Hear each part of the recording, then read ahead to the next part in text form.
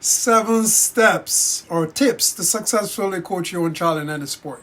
So my name is Oliver Levy, your mindful parenting coach. I empower parents with practical tools to create harmony at home with fewer frustrations. And there's so many coaches and parents been asking me to talk about sports when it comes to coaches and parents. So I've decided to start with coaches and their own child. There are too many challenges regarding coaches and their own child on the team that they coach.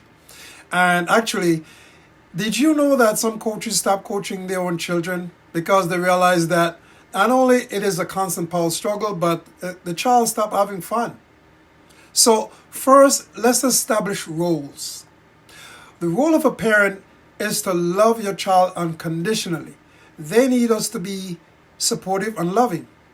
The role of a coach is to push your child outside the comfort zone, encourage and provide positive, constructive feedback onto what they need to improve on. The question is, though, how do you balance both as a parent coach? So here are the 7 tips to do just that. Number 1, you already know, keep it fun. If we know anything about children and sport, we know that children follow the fun. When the fun stops, children quit playing. Come to think of it, deep down, coaches follow the fun as well. Well, at least you should. The more they have fun, the more they're going to love the game, which causes them to have a competitive edge. Number 2, examine your motive for coaching your child. This is a big one. Be sensitive to your child's level of sports and ambition as compared to yours. Are you projecting your dreams and level of ambition onto your child? If you want success more than on your child, your relationship is at risk. There's no other way to say that. Yes, most of us are mindful that they may not make it to the big leagues. I get it. But we want them to be competitive, right? Well, let's inspire them with step or tip number 3, which is treat your child with dignity and respect. Your child is an individual first and an athlete second. To ensure a positive experience from sports, you must treat your child with dignity and respect at all times. I mean, even when they're not performing well. This is the time you need to dig deep and be mindful of your negative body language and your tone of voice.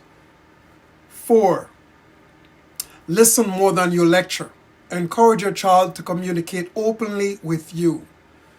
When you coach your child in a team sport, other players may become jealous. They may express jealousy by rejecting or ignoring your child socially. Teammates may criticize you to your child. Your child needs to feel free to talk about his or her own feelings. Your child needs to know that you will listen to these issues as well. Number 5, be fair to your child.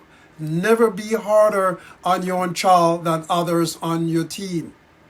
Some coaches try way too hard to prove their objectivity. They push their own child more than other players on the team. I'm sorry, but this is terrible for your child's self-esteem and destructive to your parent-child relationship.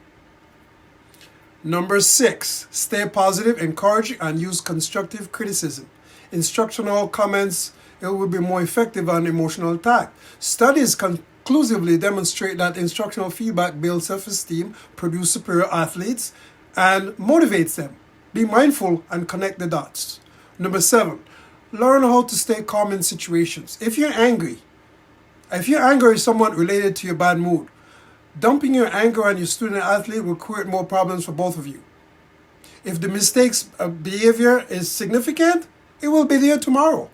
Correct the error when you are calm. Remember, if they could have done better, they would have done better. In some cases, if your child could articulate how they feel, this is what they will say.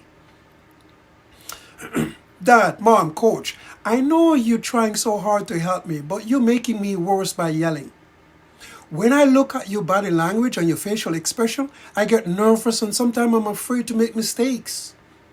If you want me to do something different in the practice or game, ask me to do it. Please don't yell at me or walk away shaking your head. Long after they put the basketball or soccer ball or football or hockey stick away, when they're fully grown and have family of their own, hopefully you guys will have a solid, loving relationship. This is what's truly important.